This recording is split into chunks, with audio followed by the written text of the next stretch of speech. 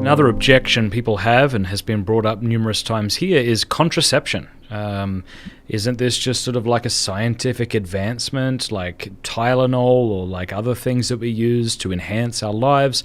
And besides, if the church allowed contraception, we wouldn't have overpopulation and we wouldn't have as many abortions, which you Catholics seem to be so against. So what about contraception?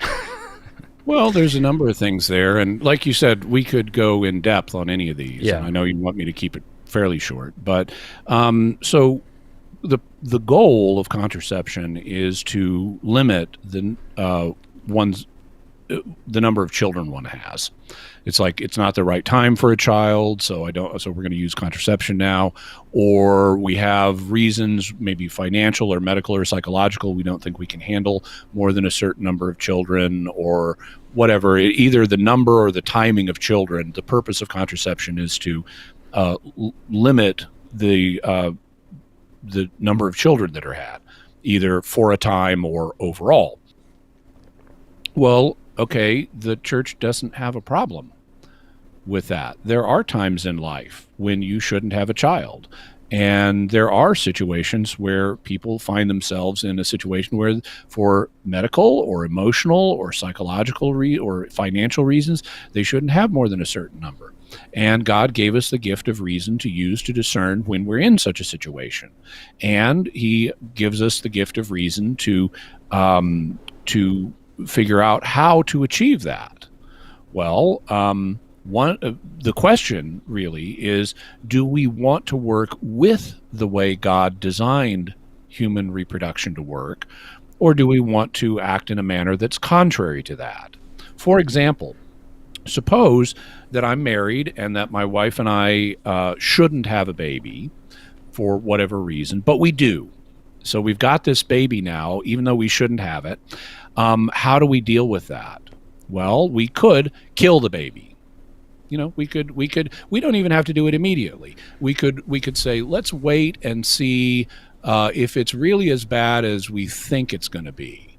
Let's wait until this kid is, say, 2 years old, and then we'll decide, are we going to kill this child or not? Or maybe 2 years, because they go through a rough patch at 2, the terrible 2s. Maybe we should wait until this child is 7 years old, and we'll have a better sense of whether we can really handle having this child on a long-term basis. And at 7 years old, if it is as bad and we conclude, yeah, we really shouldn't have had this child, we'll kill him when he's 7. Okay? That is working against the way God has designed human reproduction. Now, if I had this child that we shouldn't have had, and it's really bad and we really can't take care of it, there are other options that work with God's design for the way humans should interact. Like, okay, let's give him up to a foster home, or let relatives raise him, or let's have him be adopted, but not let's kill him, because that thwarts the way God has set up humanity to work reproductively. We shouldn't be killing our children. Well, if we shouldn't be killing them after they're in the womb, we shouldn't be killing them in the womb either. So that takes care of abortion.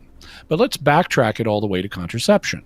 Right. Now, there are multiple things I could say here. Some of them could get quite technical, so I won't go into them. But fundamentally, the church doesn't have a problem with people making a decision that, given our circumstances, we shouldn't have a child, and working with God's design for human reproduction to achieve that goal of, you can do both, have this pleasure and the bonding experience as parents and avoid having a child. And there have been various ways of doing that. Now, one way of not having a child is not having sex. But it is possible to have sex and yet not have a child, because one of the things that God designed into human nature is an extensive period when women are not fertile. Most women, for most of the month, are not in a state of fertility. Nevertheless, among humans, they are sexually receptive. Now, this is not the case in all species. Some species, the only time that females are sexually receptive is when they're fertile. This is known as estrus. And various species like dogs, for example, when the female is in heat, that's when she's sexually receptive, and that's when she's fertile. Mm-hmm. But God decoupled those two things in the case of humans.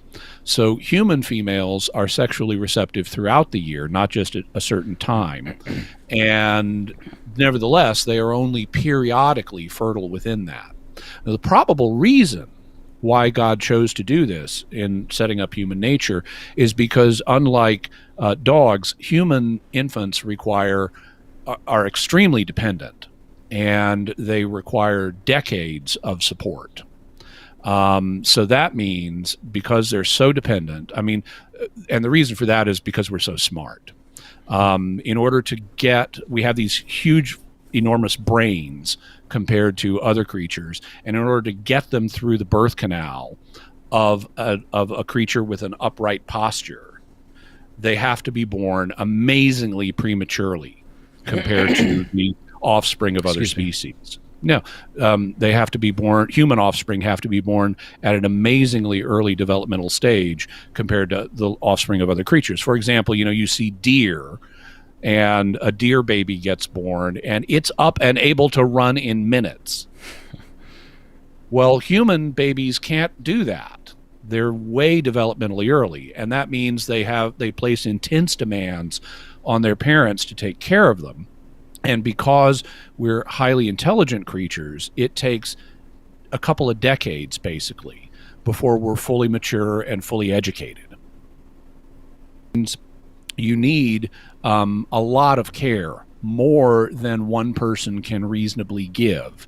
And so, unlike other species where the parents mate and then the male goes off and abandons the family, there needs to be a reason for the male to stick around so he can help with childcare for a couple of decades. And that's why humans have marriage. And to incentivize males to stick around and help with all this childcare stuff, they need an incentive. And part of that incentive is emotional, and part of that incentive is sexual. And that's why humans, compared to other species, it's why human females remain sexually receptive throughout the year. It helps cement the union on a psychological and practical level between the spouses, so that the children can receive the long-term care they need in order to become mature, successful adults. So given that God has built us so that humans can have sex at any time in the year, but they can only have babies at certain times of the year, that means it's not wrong for humans to have sex when a woman is infertile. In fact, most of the time, they're going to be having sex when a woman is infertile.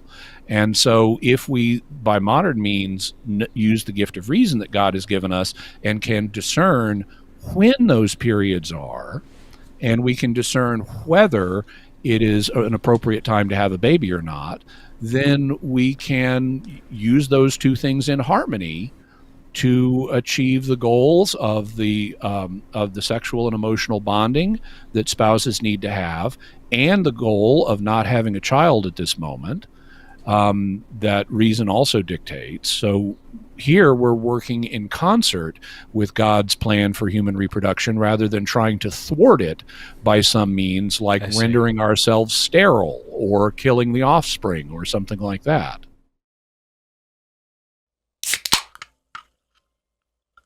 If you like that clip, be sure to like and subscribe.